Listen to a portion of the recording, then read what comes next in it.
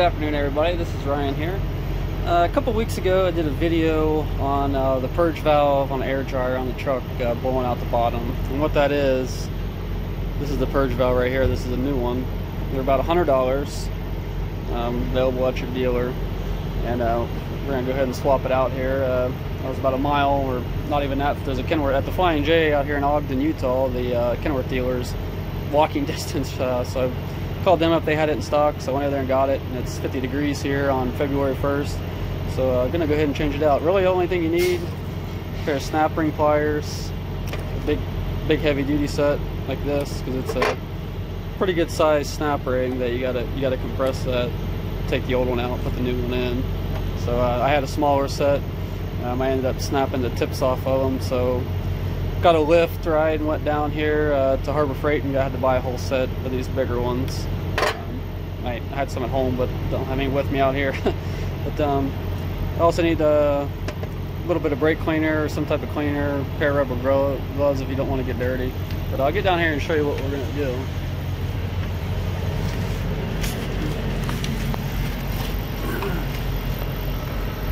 So that's it right there, and I think in my other video I was showing you I was sticking a caging bolt up in there when it was blowing off. And this isn't that old of a unit, but what the guy at Kenworth was telling me, he said a lot of times as they've been sitting on the shelf, if this thing was a year old or 2 years old and been sitting on the shelf, that oil or that grease inside there on the seals, it can get dried up, and when this thing starts working, it actually cuts the seals up and it won't work right. So as you can see, there's a snap ring we gotta take out. But first thing I'm going to do is take a brake cleaner and get this cleaned up, because we don't want any dirt or debris getting in there once we, right now it's sealed up, so I want to clean it now, so once I do pull it out, I don't want to get any dirt in there as I clean it.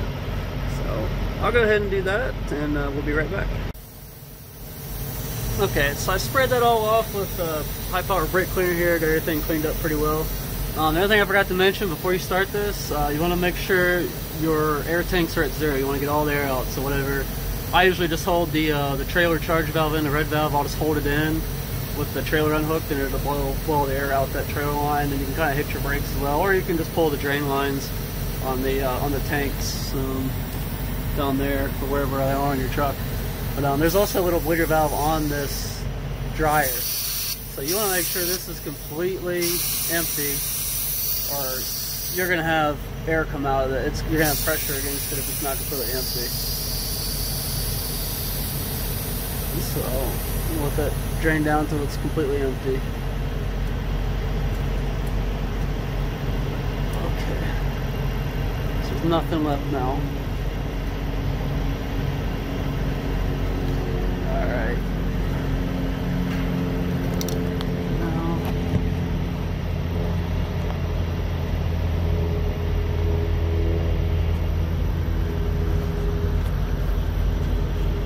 So now I got snap ring pliers on there.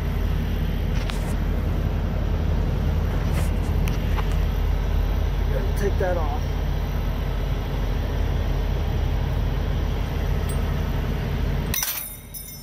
Yep. And you might want to wear safety glasses when you're doing this, in case that does that.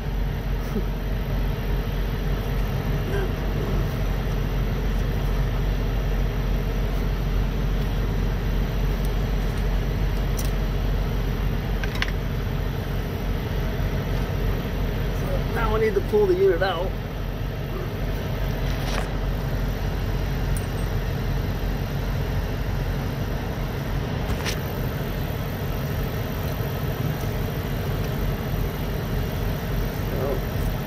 So I'm gonna go grab a pair of pliers to pull that out with, so it's a little tight.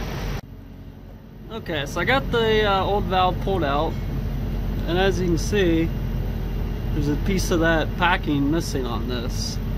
So that's, and our seals are kind of bloated out too. So that's probably the what is the problem, is why what it's doing. One thing you want to do when you pull it out, take some brake cleaner, something that dries, like I said, something like this, something that dries on contact, and clean that out, inspect it, get all the old grease out of there, and just make sure there's no damage to the bore, anything that's going to cut these seals when you put the new one in. The other thing you want to look for is that little installation ring.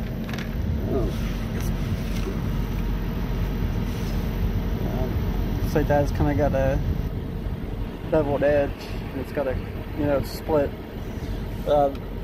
There's two different models of this, and one of them takes that ring and the other one doesn't. And you can check by the dates in the instructions with the kit. There's supposed to be a number, but mine doesn't have it, so I don't know what date it was made. The only thing I can do is if one came out, I'm assuming one's going to go back in. So I'm going to go ahead and get the new one ready, and we'll put it in.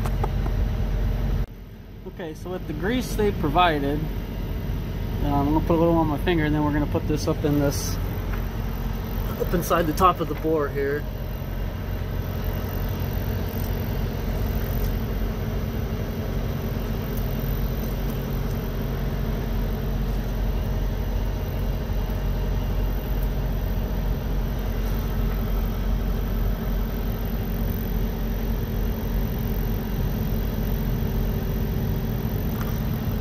You only want to use this provided grease.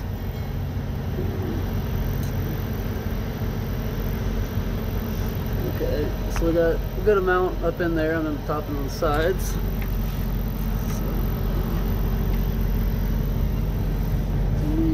Next thing, we're going to put a little bit on this installation ring.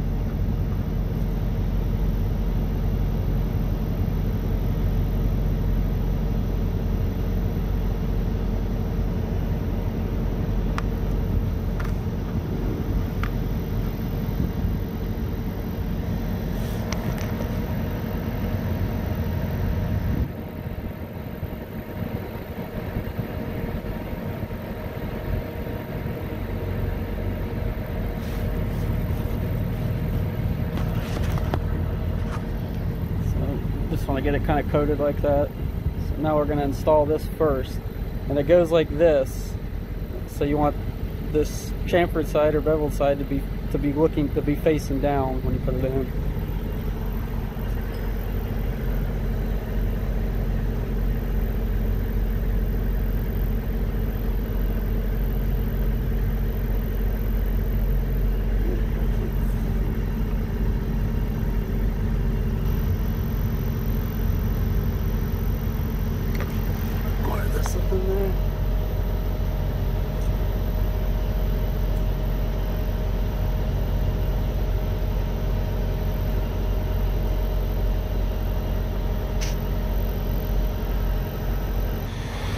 Okay, so we've installed this large ring here.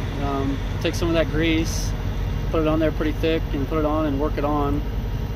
Next, I'm not going to be able to tape this because you got to do this pretty quick. You want to take this off. As soon as you take this off, this thing has to be installed. So you're going to take this off, put some more grease on it, and then we're going to stick it up into the air dryer unit, and just use kind of a gentle twisting motion to put. You don't want to force it in, or you could cut those O-rings. So you just want to use just nice, smooth, steady pressure, and kind of turn it at the same time and push it up in there.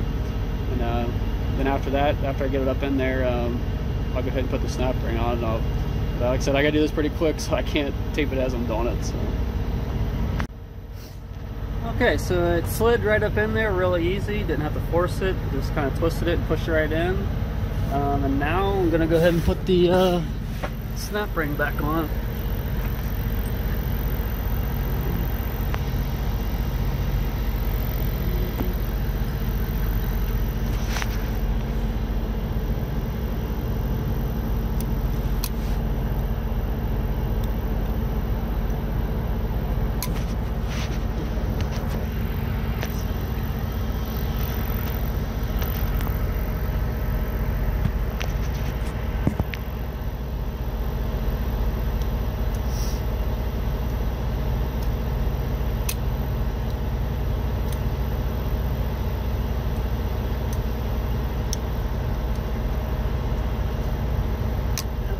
Try to get this up in here first. I'll be extremely careful with this.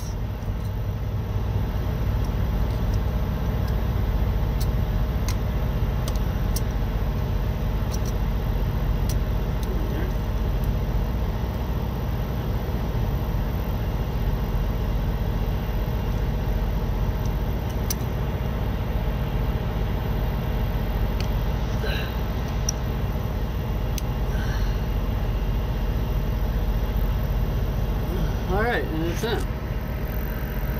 So like I said, I would recommend wearing safety glasses and be really careful when you're putting that snap ring, because that has a lot of force behind it. If it pops out of your snap ring pliers, it could easily hit you in the eye or somewhere else. So just be ready for that if it does pop off. Like I said, I like to kind of get it up in there first and kind of put my hand against it. But be careful with that too, because if it does pop, it could, you know, cut you, you know, get between those two edges and cut you. But that's pretty much it. Now we're gonna go ahead and start the truck up, and got the truck started up now. And as you see, there's no air blowing out. So that's a good thing.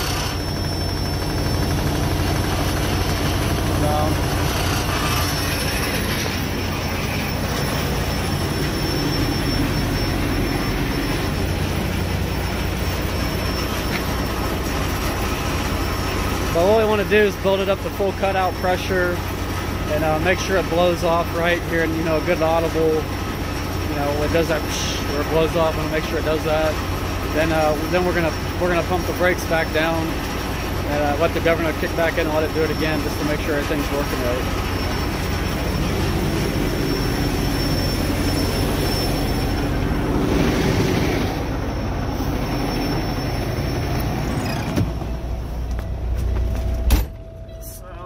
Building up air pressure.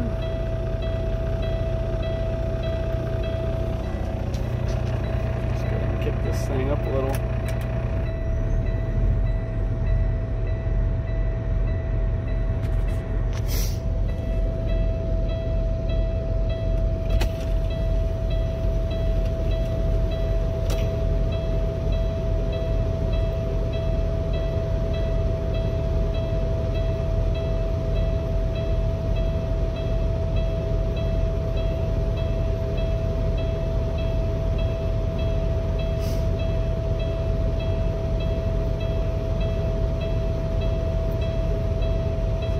Should go up to about 130. Just switched over to the other tank now.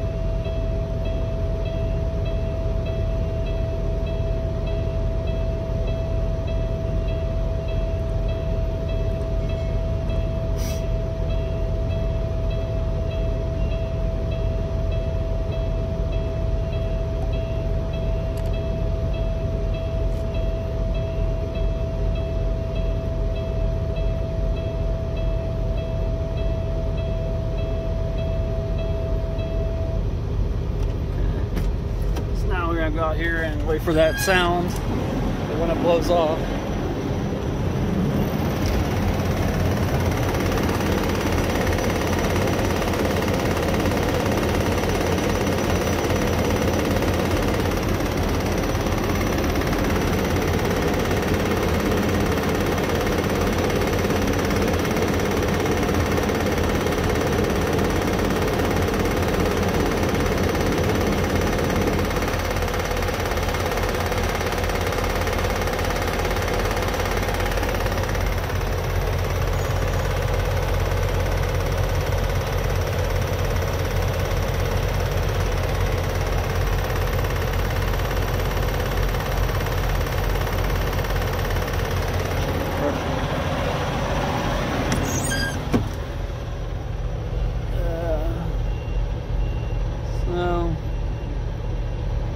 Still down at like 110.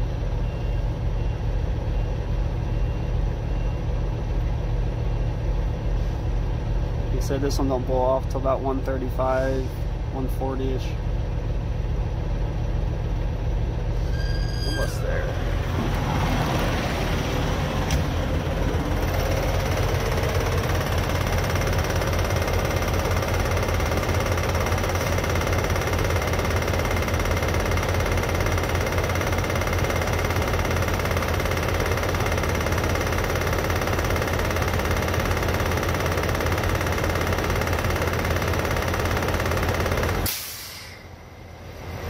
That's what we're looking for. So now what I'm going to do, I'm not going to extend this any longer, but you want to pump your brakes down to the air compressor kicks back in again, and then pumps back up, and just do that again just to make sure everything's good.